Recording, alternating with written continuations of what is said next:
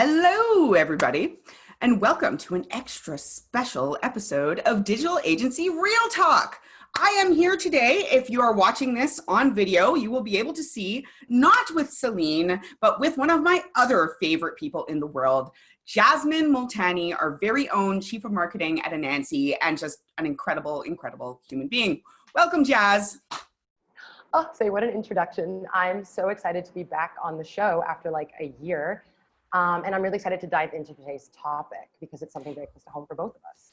Yes, absolutely. So today's topic, we are going to be talking about our experiences as BIPOC digital agency people, just as people. We're going to be talking about that in the context of our personal lives, in the context of business, in the context of kind of the stuff that's been happening in the last few months, and so on and so forth.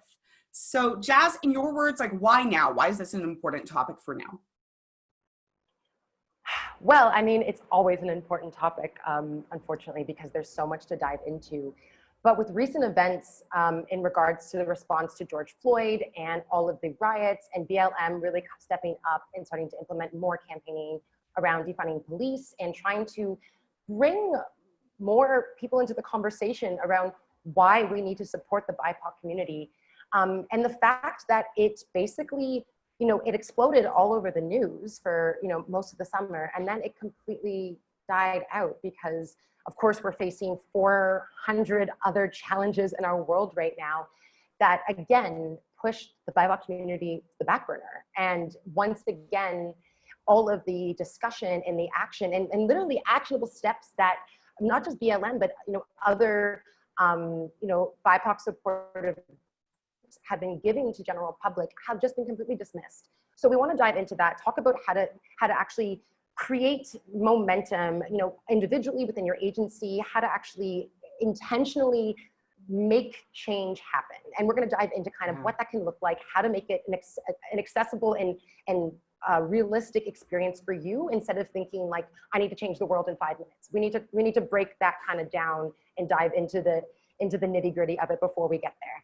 So. Yeah, absolutely. And I just realized, I actually want to back up for a moment and realize that I didn't even know what the term BIPOC was until honestly, like a few weeks ago or a month ago. So let's just kind of break that down. So BIPOC is an acronym that means Black and Indigenous People of Color. Do you know, I don't know a bunch about why that term has kind of like risen. Do you want to speak to that at all, Jess? Yeah, for sure. I mean, from a high level, it's really just an opportunity to talk about the fact that, people of color, so whether they are Black, Indigenous, Indian, South Asian, East Asian, just talking about anyone who is not in the white majority, bringing more of a platform to the fact that, hey, there is a massive amount of people around the world that are part of this category of BIPOC, and their voices are not being heard in the mainstream. So bringing together this term helps us basically make space, which is obviously still a challenge. So that's why we're diving into it today. I hate to laugh, but this has been a topic that Say and I have been chatting about for the last couple of months. It's been heavy, it's been hard. It's been hard for a long time because it is the lives that we live as colored individuals.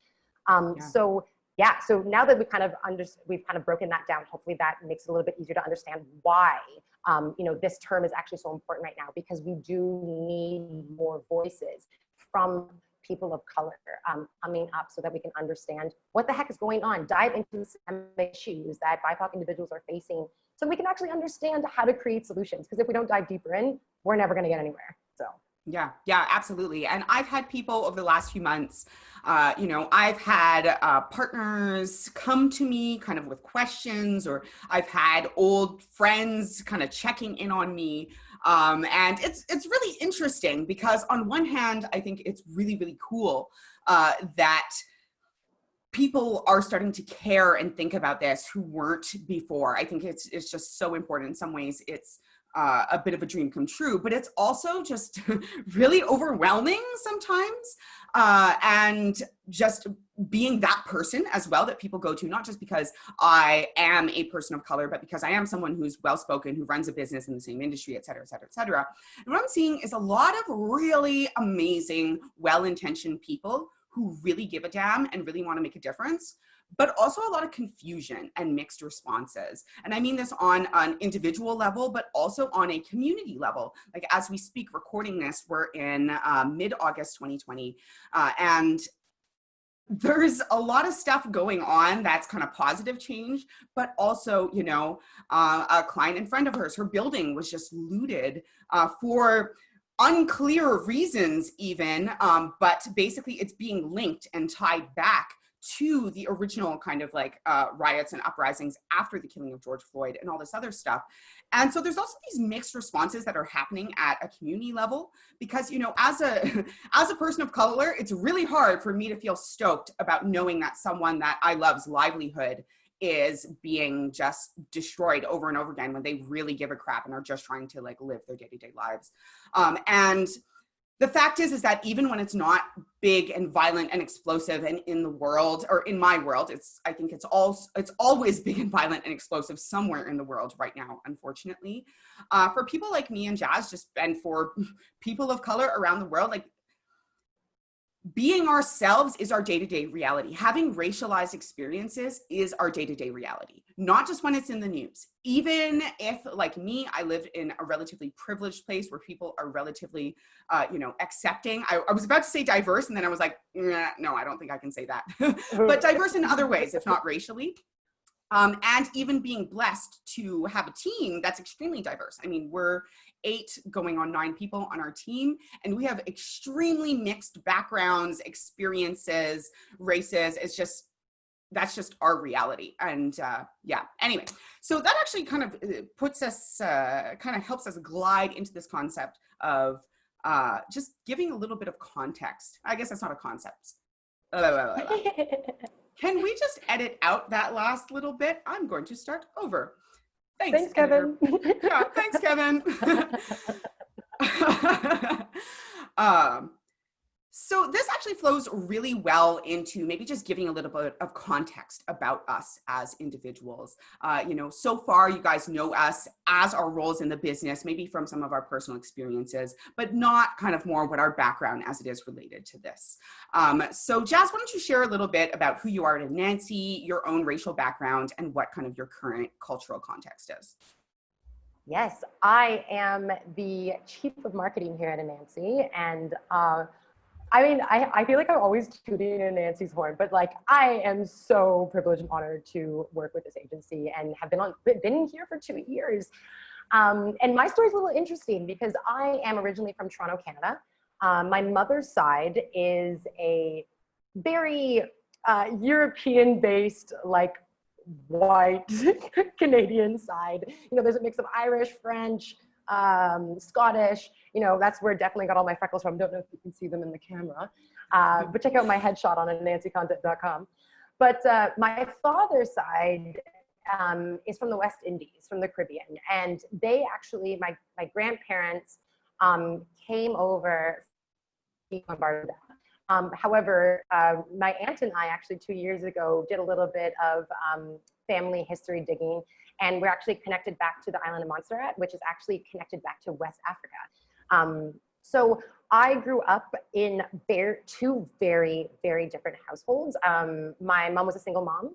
I went to school in like white neighborhoods, like very, very white, rich neighborhoods up until high school. I was one of the darkest, like there was only one other colored kid in my elementary school. And of course, we were best friends because we could connect on experiences that no one else could. And currently, so fast forward, you know, living in Toronto, it's obviously this beautiful, diverse city. You know, obviously a lot less negative experiences, you know, in my late teens, early 20s. In my mid 20s, I actually moved to India. I run a social enterprise project here. And navigating racism, colorism, class, caste in this completely different, like not even just culture, like cultures, like India is a different world. And it's been really fascinating the last 5 years living here because there is so much racism within just one race. The colorism divide is insane. The caste system is just completely divide society. Like, I've never seen a divide like this before. And you know, it fuels my work even more because I work with youth, and I'm really, my passion is connecting youth of all diverse backgrounds together to fight for, you know, environmental and social justice. So my experience, especially working with kids and working with their families, and there always being these cultural barriers that are just so, there's just deeply rooted systemic issues that are obviously, you know, a lot of them are rooted in colonization. But you know, I could go on on forever about that. But you know, navigating those two worlds has been really intense, especially this last couple of months as the Defund Police campaign came up and everything following George Floyd. And I mean, I can name 1,000 young Black women and men that have, you know, have been victims to police brutality and a poor justice system. So it's not just George Floyd, but you know, this was it needed to happen. It was an uprising. It needed to happen, especially with the kind of the sticky mess that's happening in the US right now. And watching people react to it in India was fascinating because there are so many issues here that people haven't even dug deeper into. So it was like impossible for them to speak on what was happening because they know it's happening within their own communities. And already feel very silenced by society to talk on them. So that was a little bit of a longer explanation, but just to give you kind of a background of how this also connects with a lot of global issues around race and the challenges that BIPOC communities face. Yeah, absolutely. And thank you for sharing my own story and background. So I'm also Canadian, born in Montreal, Quebec, so on the East Coast. And my background is actually half Native, Mohawk, Indian, or anyway, Mohawk, and half Caribbean as well, from Barbados. And over the last few years, you know, I've come to realize that actually on my mom's side, I think 2 generations removed from slavery. Like my great grandmother was free, but not her mother, or my great grandmother was freed. And on the other side, you know, my grandfather did go to residential school for a short period of time. And then of course, sadly, of course, you know, even though he left residential school after a short period of time, he went through a number of different really intense abusive situations. And then I also have some French from France background, just squeezed in there a little bit. So I grew up in Montreal, which is, again, very, very multicultural. And I actually grew up with very strong ties to a Black community in Montreal, as well as to Guinness-Adagay, where my family, you know, my family grew up on Gabriel Road. My grandfather and my aunt and cousins all grew up on a road that literally had our last name. Although, again, as I get older, I'm like, right, Gabriel? Probably not the traditional name of our family, right? But my own experience in terms of the people, it was just very weird because on one hand, I was the only Black kid in my school, basically. There was one other kid. Again, we were not best friends. We hated each other. He in kindergarten would always tell me while picking his nose that he would marry me one day. And I was like, no, I'll never marry you. And we were enemies. I don't know, it's almost like it's got to go one way or the other. You're either best friends or enemies. And I actually had the opposite experience where in my teen years, I moved to a very, very, very just homogenous area. I moved to Alberta, just north of Montana. It's just very much like cowboys, rural. There was 12 blondes in my class of 24 people. And people rode their horses to school in the morning, it was just such from the heart of suburban Montreal, going in a class where maybe I was the only Black person, but there were people from around the world in my class regardless, right? There was, my best friend was from Iran. Another one was actually French from France. So there was just this big, huge mix. And then moving to Alberta, that was just erased. And despite the fact that I grew up in this kind of multicultural setting, I always perceived that we were kind of fighting to find our culture a little bit, or at least I was, because being raised in that kind of multicultural way, it wasn't truly multicultural in the sense that I was experiencing all these different kids' cultures. It was just all mooshed together into basically like WASP society, right? White Anglo-Saxon Protestant society.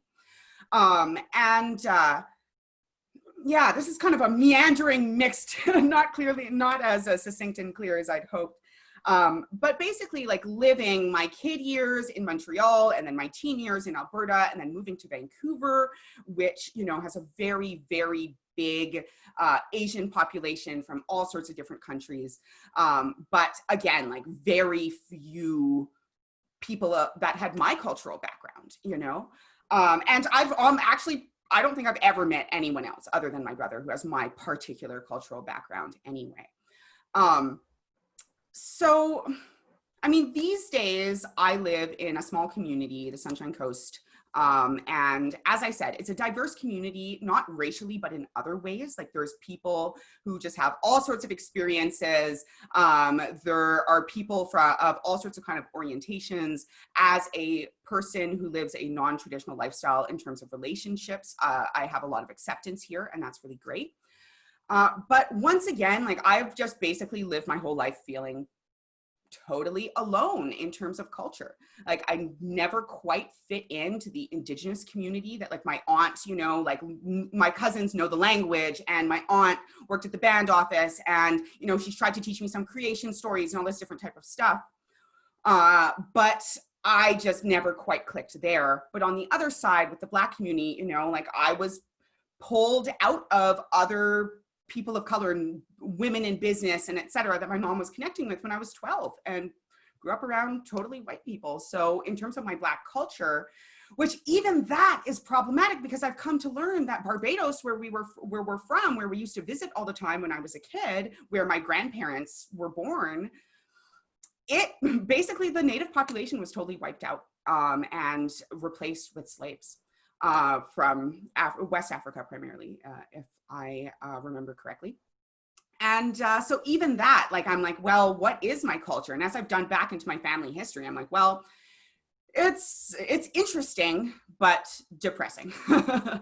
And how far back do I go? Because in some ways, the culture that I come from just straight up don't exist anymore. Anyway, so that again was a bit of a mouthful, a little bit longer than I expected, a little bit deeper than I expected. But let's talk a little bit more about today. You know, Jazz, you've shared a little bit about what your experience has been like in India. You know, I want to share just a bit about what my experience has been like here in Canada, because in some ways it's been truly amazing in the sense that I have never feared for my safety here in the communities that I live in. Ironically, I have feared for my safety sometimes while traveling in the US in particular.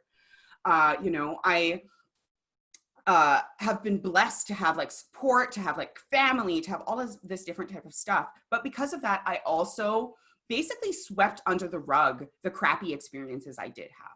Because I was like, well, who cares if that person made a joke that really bothered me? Because I'm safe. My life isn't in danger right now. You know, my safety and health aren't in danger. I'm not going to be like personally put down. But that stuff still isn't okay and still didn't feel good. It's taken me a long time to kind of realize that. And that part of the change is just in these kinds of casual experiences in your community, not always these big, huge things or these big, huge uprisings. Sometimes it's just listening when someone tells you that something that you said really bothered them or was inappropriate. Or not making that super funny joke that references someone's race, like joking about Mexicans, for example, which my husband gets all the time. He's half Nicaraguan. Anyway, so I think, you know, in the conservative area versus a liberal area, basically what I'm trying to say is that sometimes it's overt, sometimes it's subtle, but it's always present for us in one form or another. So how was your experience in India? Oh, sorry, Jess, I didn't mean to talk over you. What were you saying?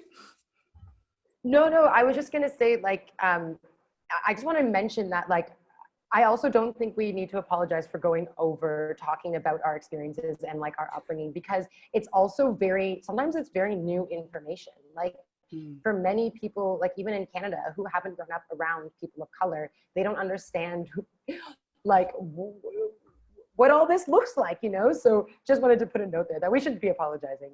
These are stories that are worth being told, and there is value to them. Yeah, absolutely. Absolutely. So let's lean into it a little bit more then. How has your experience in India impacted your sense of identity? How has your identity as a biracial person impacted your experience in India? Like, let's talk about it both ways. Whew, that is a loaded question. I feel like I've struggled with identity my whole life, and I feel like I can finally be vulnerable about that.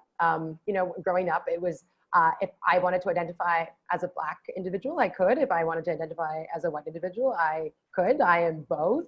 But there was a lot of code switching happening, obviously going between both families. So that would mean kind of like, so for those who aren't familiar with that term, basically like shifting the way how I speak. So like my language, my whole demeanor, actually, the way I would wear my hair, how I would do my makeup, even as a kid, like I straightened my hair for like almost my whole childhood so I could fit in with my community. Right. And coming to India, it's interesting because people don't know what I am. And that's been kind of a trend my whole life. Like, I've had even close friends, which makes me kind of cringe, be like, just pick a side. Like, what side are you? You can't be both, kind of thing. And I was like, that is so not cool. And like still have a little bit of trauma from those experiences.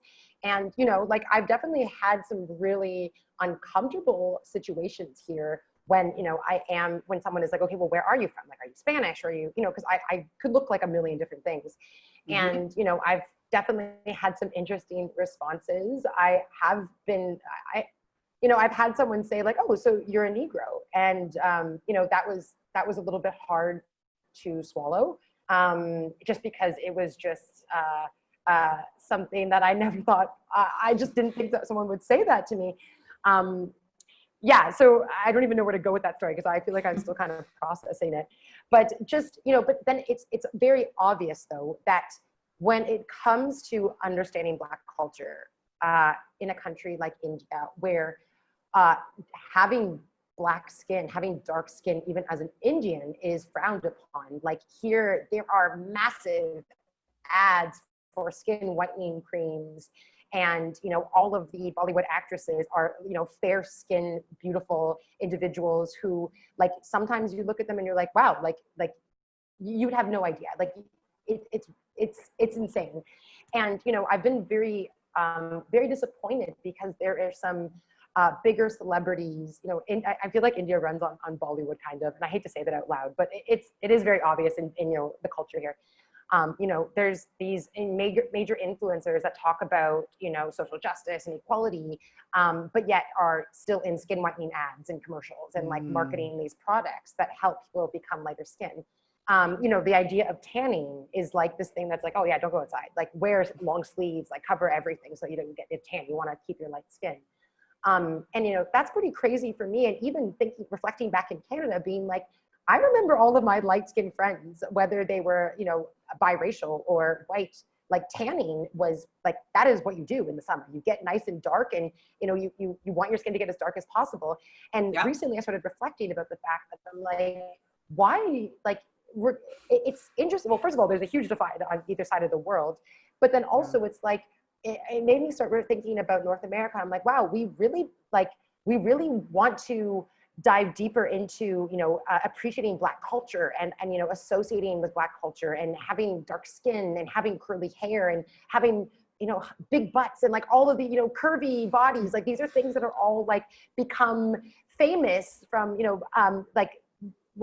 Black ancestry and Black culture, but yet we can't look deeper and realize and like look at the systemic issues of like appropriation and what that looks like for biracial people or BIPOC people. So when reflecting now here in India, it's kind of weird because I have this very weird sense of privilege because I am light skinned. Mm. So I've had a lot of specifically from Nigeria and oh gosh, what there's a few universities that switch back and forth, like they do exchange programs from like East Africa to India. I can't remember the other country. I apologize. But you know, having experiences with them in a city like Delhi is like, I almost couldn't even believe the way that the difference in our treatment. And obviously, I know it's happening. I know it's happening everywhere. But to also be in a country where basically everyone is a colored person, and is coming from this rich, deep cultural history, there is still so much divide and so much disrespect for people with dark skin. And the opportunity is like, there is a huge lack of opportunity as soon as you have darker skin. Like there's even jokes about just between North Indians and South Indians, because South Indians are darker. I feel like I could dive into it forever. I feel like I could do a whole episode of like, hey, understanding the culture of India. And I'm no expert at all. This is like my lived experiences, you know, the education that the learning opportunities I've dived into. But, you know, one thing that I do want to mention in terms of privilege is being a business owner in India as a foreigner and being light skinned is like, it's crazy the amount of red tape I can just jump over, and people just like open doors for you. And it's mind boggling, because I'm also, you know, I'm here for well, I'm not just here for a purpose. I'm married and live here and have a family here. You know, my life is very different than it was 5 years ago. But, you know, my experiences here are definitely because, you know, a big part of it are because I am a light-skinned individual. And that hurts, especially because, you know, I have, you know, my dad's side of the family, we are all diverse in color. And we also are across North America. And watching all of us grow up, and I have like 100 cousins, I swear, and they all have kids, and I haven't met any of them yet. We're just on Facebook. But watching their lives unfold as we are in these different parts of the world, I still see so many similarities in regards to the challenges and also the opportunities that we are able to access based on the amount of melanin in our skin, which makes me feel honestly sick to my stomach. Just to share a story from my own past, one of the things that I've learned as my mom started to dig into her history, because I was not totally specific, but my mom, her parents emigrated from Barbados. And so she was born in Canada, but like her parents had been in Canada. My grandparents had been in Canada, not for very long. And she grew up basically on the corner of the Greek area that was really like, again, people who had emigrated from like Greek. Her best friend's parents had like fled what was previously Yugoslavia. And several other kind of communities, including a Black community. Versus my dad was born and raised in Genesadage on the reserve, which is also the reserve where the Oka crisis happened. Those of you on the East Coast who may be familiar with Indigenous history, it was a violent standoff between basically men from the community and the police over land that turned into a big thing. And that was actually the summer I was born. Like literally, like my parents were waiting for the blockade to come down so that I could visit my grandparents. So very intense experiences on both sides, and not very long ago, you know, watching documentaries about the Oka crisis, which I saw on TV in Alberta, just randomly. I'm like, recognize my aunt and my uncle, and my like mom is pointing people out and stuff. And while my parents have been divorced since I was a teenager, you know, because they were together for 20 years or something before that, like they each have perspectives on the other's experiences, especially my mom, who, you know, basically like to some degree grew up visiting the reserve and being there all the time from early adulthood. So anyway, when my mom started digging into her past, she actually found out that on her side, the slavery that we come from, the reason that I am lighter skinned, partially because I'm mixed blood. My mom is darker than me, but is also lighter toned. But basically, we were like house slaves. And because we were lighter toned, we got to be house slaves instead of working in the plantation fields, basically. So this has been going on. It's really like the melanin in your skin, like it's just such a weirdly specific thing, but this isn't just India. This is North America too.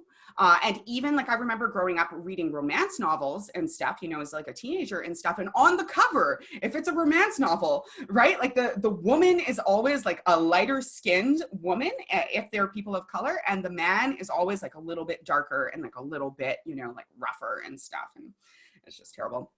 Anyway, I do want to kind of keep moving along here, because we could just get into this and keep talking about it indefinitely. And it is heavy stuff, you know.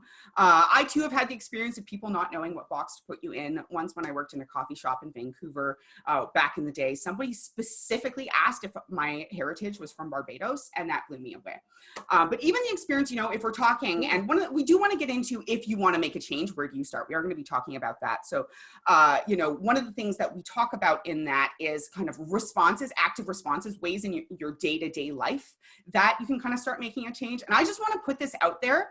Please, if you do this, stop asking people of color where they're from, because that is just the vaguest and most frustrating question, because it could go so many different ways. What's your heritage is an appropriate question, at least for me. You know, where were you born and where did you grow up, right? If I don't mind being asked that question if I don't perceive that it's like relevant to my race, or it's just like, hey, you know, we live in a place where lots of people come from other places. You know, did you grow up here or something? But where are you from is just so vague, because I could just literally say, where are you from? Canada. Where, and I've had this conversation. Where are your, oh, but where are your parents from? Canada. Actually, you know, my mom was born in Canada. My dad was born in Canada. Like this is not the same thing as asking but what they're trying to ask is what's your heritage? But they're like, oh, but where are you really from? Like, it's painful. Yeah. Like it's really painful. And this is sometimes well-intentioned people who just don't understand what language to use to be respectful.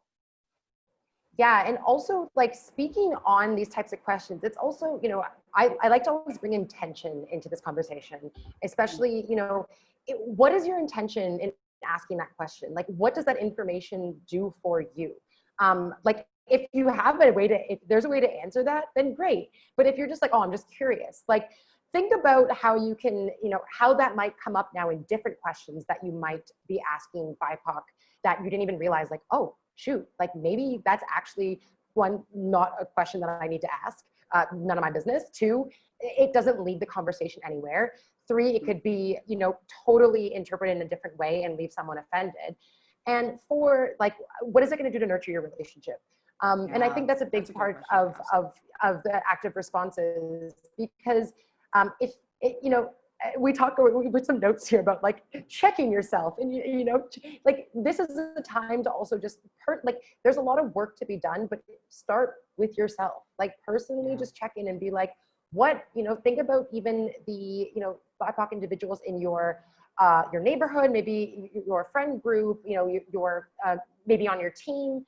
Like, I know it's kind of cringy and it feels awful and it's super uncomfortable, but thinking about some of the questions that you might have said in the past, or responses that you got from people of color based on questions that you've asked, when you, and not really understanding why that person was offended and maybe not reflecting more on it. Now is the time. I mean, the time's passed, but now is the time more than ever, because that is basically the foundation of moving forward in creating change, is understanding where you may individually be going wrong. And you know what? Everyone has to do that work. Like, there are so many things that I don't understand about my own culture, my own heritage, my own community, that I need to do work around. You know, like, and so we all have to do the work, and it starts with just checking in with yourself and just thinking about just intention as a simple thing. What is your intention in these conversations and, you know, the interactions that you're having with people of color?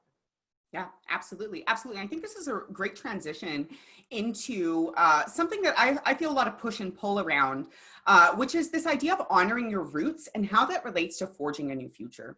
Because definitely, like all of our cultural heritages, not just, BIPOC people, I think are important to kind of understand where you came from, understand the different things that might be impacting your experience, honor the traditions that are important to you, to your family, etc. But also it's easy to get stuck in this idea of the past and the past kind of being better in some way, which is a concept which, even though it's very like pervasive, is something that's really like I'm sorry, I'm falling into big word land. I like to read a lot of like complicated books, sorry. But it's really like opposed to everything. Like when I think about it and I think about like going back to like our roots or the past, I think that for BIPOC people, this idea that like pre-colonialization, there is this kind of push and pull where I want to learn more about what my indigenous roots, how they lived, how the people in this area lived, right? Because now I live on the West Coast with different communities. I want to know more about like where I came from, but also that's a rabbit hole I can get lost in because the past is never coming back, period. And in fact, the past has caused a lot of generational trauma that the two of us are still working through, but also every single person I know, basically, including all of the people who are just white, are navigating through, because colonialization was such a damaging experience, I think, for both sides. And so I think it's really important to actually look towards forging a new future and deciding what that future looks like. And that's where I think, checking in with yourself, thinking about things you've done in the past. Yeah, it can be like painful, etc. But this is your opportunity to ask yourself, what sort of future do I want to build? And how can I get there? Which we're also going to keep going into. But for me as well, like as we start to kind of transition this conversation more towards a specifically business context, although I think business and personal are mixed, and that's why we're not just holding ourselves to that, because that I think would be a bit ridiculous. It has been my experience that although I would love to find other business leaders who have had experiences, like mine, either because they're Black and Indigenous people of color, or even just other women, can sometimes be challenging to find kind of at the level that I'm at the level that we work. And yeah, there's this really strong drive to really like help lift other people up and find these other people and form a community and maybe serve this community as well. But it's also really tough, straight up. It's been really tough for us to find like either peers to connect with, just to kind of share experiences, people to serve in terms of the industry and the clients and the audience that we serve, right? Because you want to solve your audience's problems. And when this business started, I was going where the problems were, etc. And we're doing amazing things in the world, but sometimes it feels like we're connecting with the more diverse communities. It feels few and far between, or with a lot of intermediaries, and that can be really challenging. I find is just understanding the reality of the industry. Now, at the same time, we have also been blessed to find people who are doing cool things. You have some of those people on our team, even. But it's definitely a work in progress. It's a work in progress in terms of how to find and connect with other BIPOC orgs in our industry.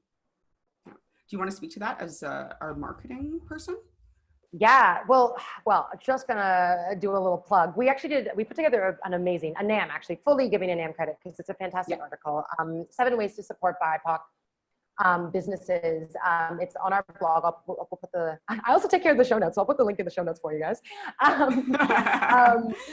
But we were putting together, we're like, okay, what do we want to put in this? Like us as, Anam, and I also being, Anam being a BIPOC as well. And, we're putting together all these resources and all the things that we know work and that we've always loved and respected, and having that approach be given to us. And then we started building out like, okay, here's some BIPOC agencies and businesses that you can support that are in our community. We could hardly name 4.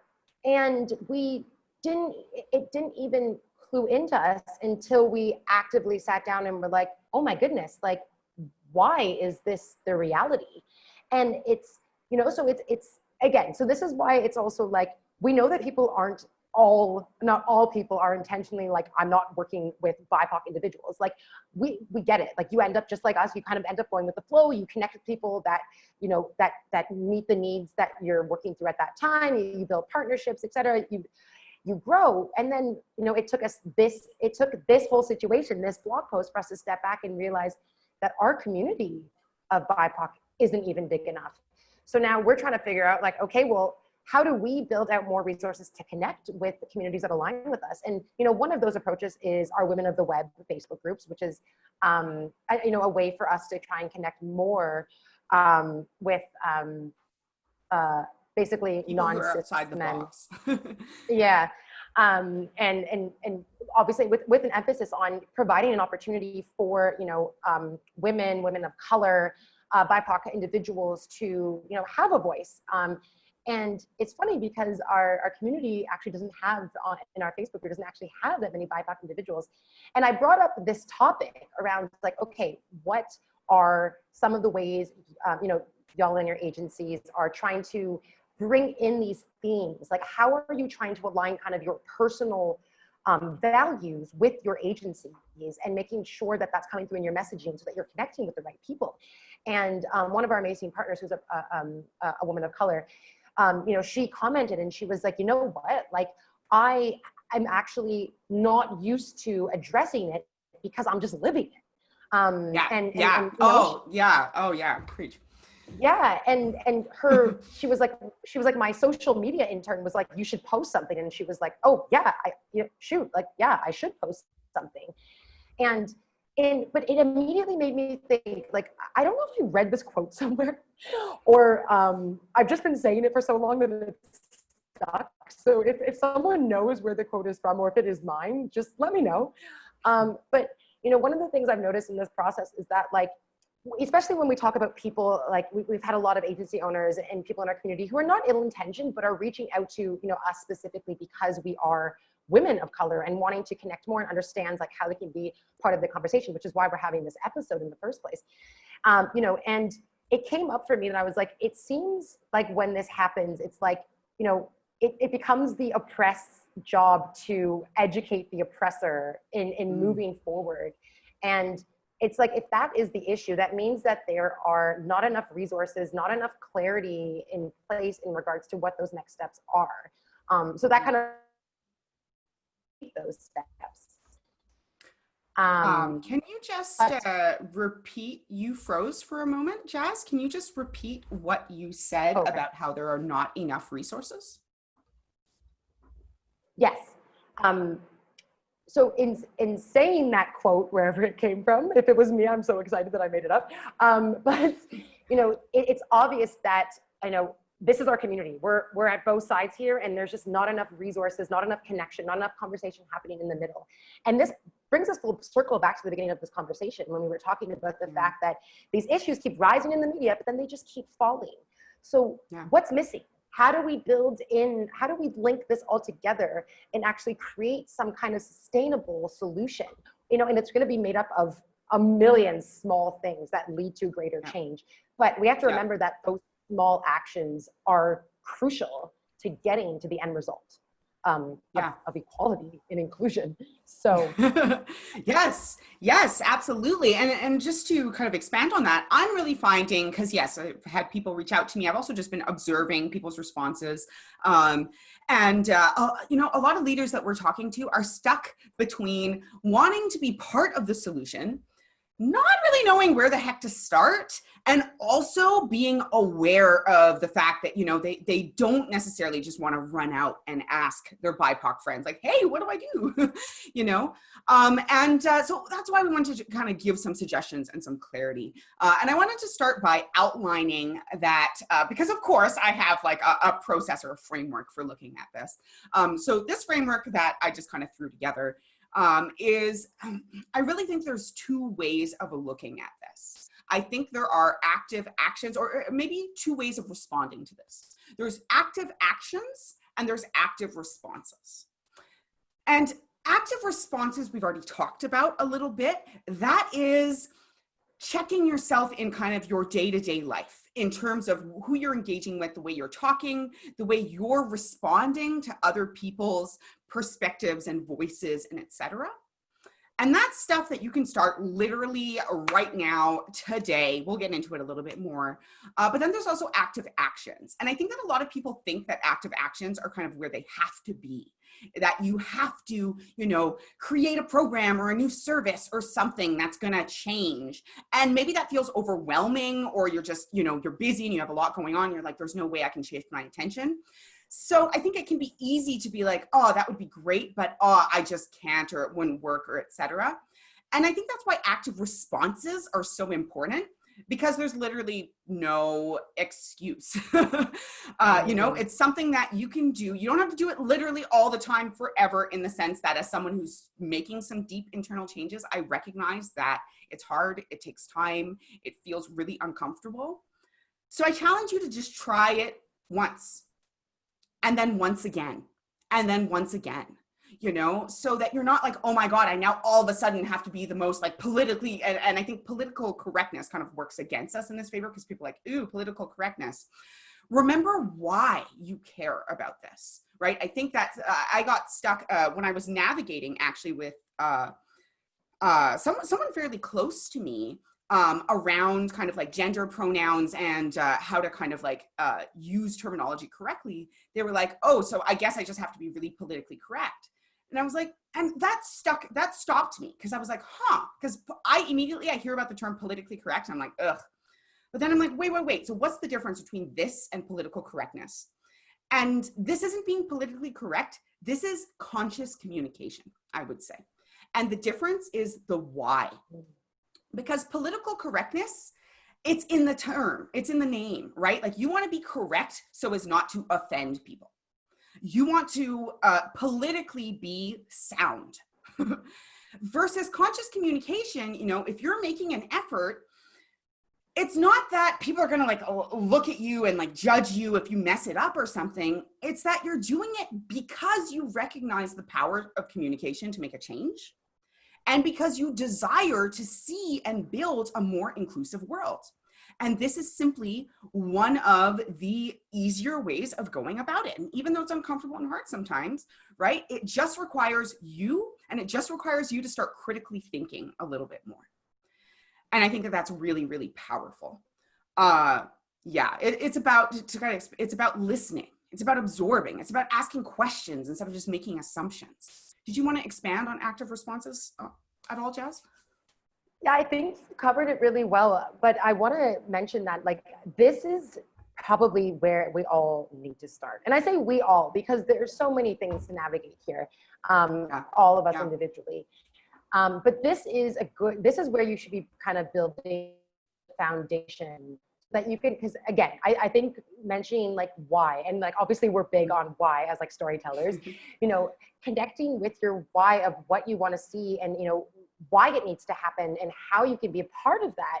That's going to help you. And then again, even checking in with those smaller things that might be really cringy and uncomfortable, but that's when the real work happens, is when you get uncomfortable.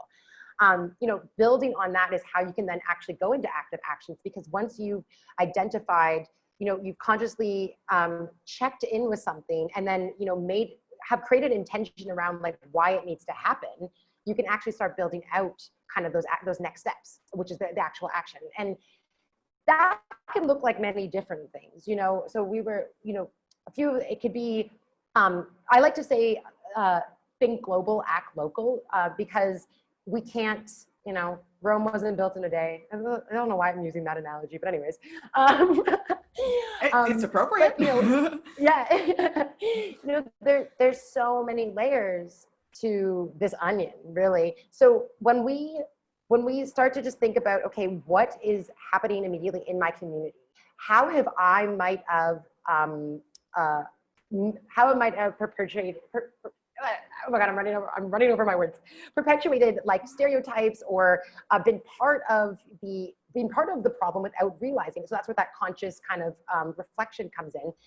And then you can start kind of like putting together, how do I actually make action in my community? So that could be, you know, obviously we're all in different communities across the world, and I know in the US it's a lot more sensitive at this time.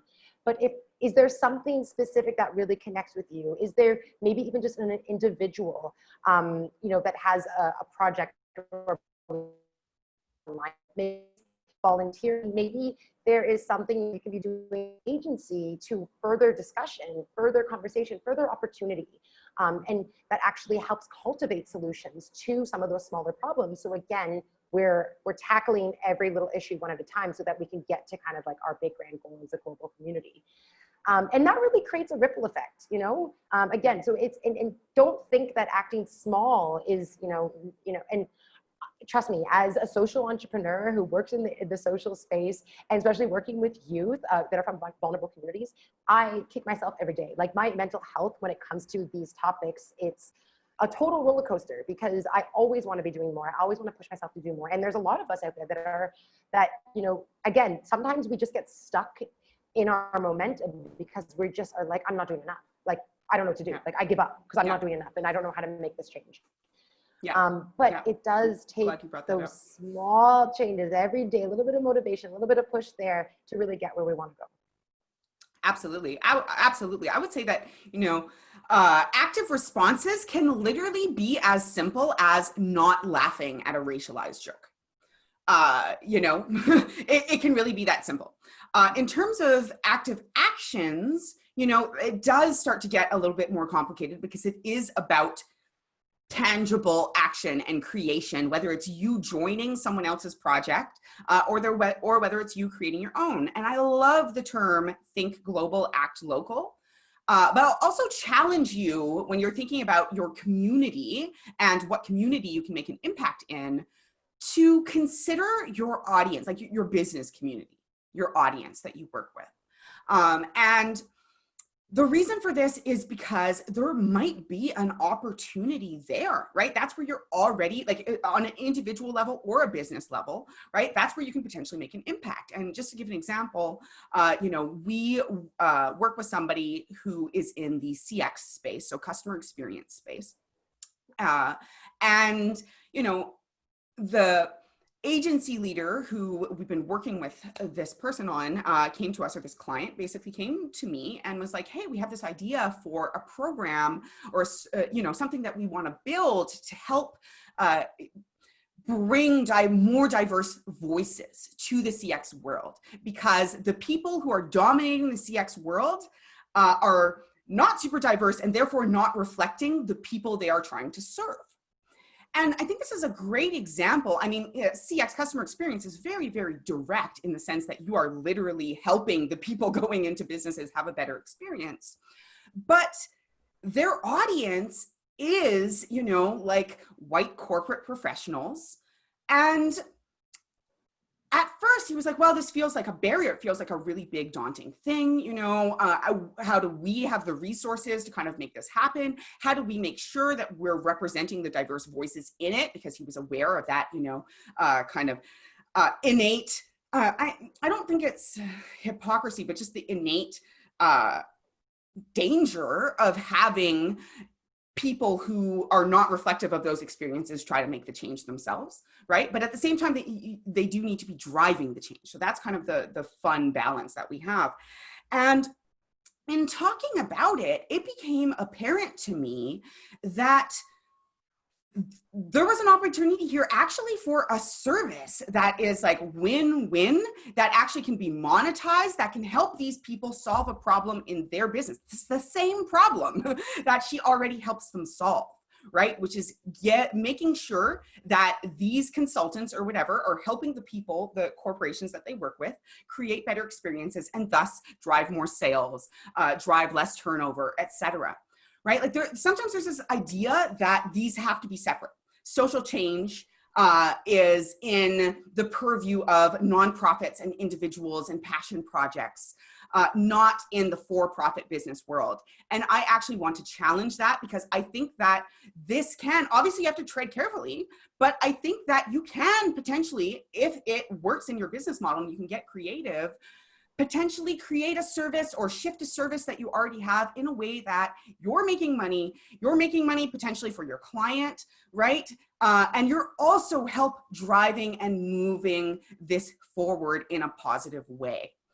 And that doesn't make you a bad person unless you're trying to, exploit and monetize the experiences and thus kind of oppress people further. Like that doesn't make you a bad person if you're making money off of creating social change. That's okay. I just want to put that out there, as long as you're doing it in a respectful way. In fact, just as we know in other parts of our life, right? If you're making sure to include diverse voices in the conversation and make sure that you're aligning things correctly, people often respect something more that they're actually paying for. It's a weird thing about the world, but it's totally true. So just from the business perspective, yeah, I just want to leave you guys with that idea that what can you do, not just within your personal life and your local community, but within your business community, within your audience that you already serve. What can you do to actually just create an active action or create an active response, right? Like an example of someone who's doing a better active response is Amy Porterfield, who I listen to her podcast semi-regularly, and she basically was accused of a whole bunch of stuff online in terms of lack of diversity, and used that to propel herself forward into a much deeper understanding of her responses, into some different content that she did, and it's all very aligned with the audience. It's all made its way into the conversation. And I honestly think that that's amazing. That's amazing, right? Like some people might be like, oh, well, maybe she's like using this negative publicity that she got or whatever to like, I don't know. I disagree. I think that the sincerity, it all comes back to the why and the intention, and the sincerity and the eyes and the ears that she's bringing onto the issue all come from a very positive place and are part of the solution.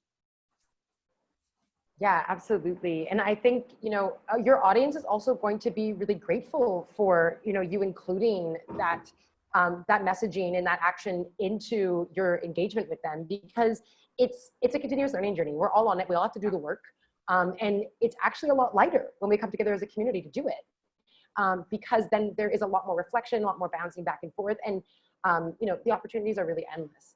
And I totally agree. Like, I think, I actually I'm like mainstream business is always like, I've never been a corporate girl, but like in terms of business having a social impact aspect, I think that's the way business should be done moving forward. There is so much for all of us to do individually, and then as communities and then as businesses to, create a sustainable world. Like even just, because I work with kids, I'm always talking about the like UN 2030 Sustainable Development Goals. And, and the biggest theme that comes out of that, even with youth, is like, they're the next generation of buyers, and they only want to buy from brands that support the initiatives that are close to their heart. And I think that's so powerful. And if we find ways, and it's uncomfortable at first, but finding ways now to navigate this individually, bring it into your business, bring your audience in, make it really inclusive and exciting to dive into it together. That's huge, because if we just change the narrative around doing the work and making it positive, oh my gosh, like it's going to be a whole new world in 2021 if we can change that in the next couple months. But one step at a time. And that is, I agree, Sid, like that's totally the right direction to go on that. I can agree. Yeah. Yeah. And, we are just basically ready to wrap up here. But before, we want to leave you guys with a call to action, basically. But before we get into that, I think it's so important to just remember as a business, and this is something I'm taking it directly from Donald Miller of Story Brand, but I have found it to just be so true, is that the force of momentum that you can gather as a business is only ever equal to the force that you are opposing. What I mean by that is that if as a business you can have a mission, you can have something that you're fighting, that actually helps people identify with you on that value level, come back and really not just buy from you, but become a raving fan of your cause. You know, at Anansi, we've had a strong vision for years, but even since we just made it a little bit easier, simpler and easier to say, which is to use the power of marketing to build strong communities, that's what we're doing. You know, we help people take conversion content off their plates and stuff, but why are we doing it? Because we believe in the power of marketing to build strong communities, you know, and also if you're not using marketing to build strong communities, we believe that it can create really, really massive damage within communities, you know, and so I'm not saying that you have to change your whole mission of your business to be around social justice of some kind. In fact, I would encourage you, so that you don't end up burned out or overwhelmed, as Jazz already said, to, you know, just pick one area, maybe two, that's local to you in some way, and make that your sphere of influence. You know, you don't have to fix the whole world. You can just pick where you're going to make your impact, but move forward in it, you know, like just pick it, go forward in it. Pick something that you want to push back against and fight, whether it's as an organization or as an individual. And that itself will help you define what your action looks like and help constrain it so that you don't burn yourself up. Yeah, so just to wrap us up, did you have anything else to add before I wrap us up, Jazz? Honestly, that was beautifully summed up. Thank you for that. That was perfect. I'm feeling inspired now. I'm excited. Yay. Yay. We're doing this for all of you, but secretly we're also really doing this for us. Anyway, I want to leave you with this call to action, which is just to take some time, take a moment, you know, after this podcast episode, pause it before it goes on to the next one or before you move on to your day, and just take a moment right now to consider what it is that you're currently doing that you can add just an element to, not totally overhaul, totally switch directions, that addresses a challenge that your intimate community is having right now. However you want to define that. That could be your family, that could be your local community, that could be your audience. So I want you to consider, what is it, ask yourself the question, what is it that I am doing, I'm currently doing already, that I can add just an element to, that addresses even a single challenge that my intimate community is having right now, that's happening in my community. And I want to leave you guys with that. As always, hope you have an excellent rest of your day.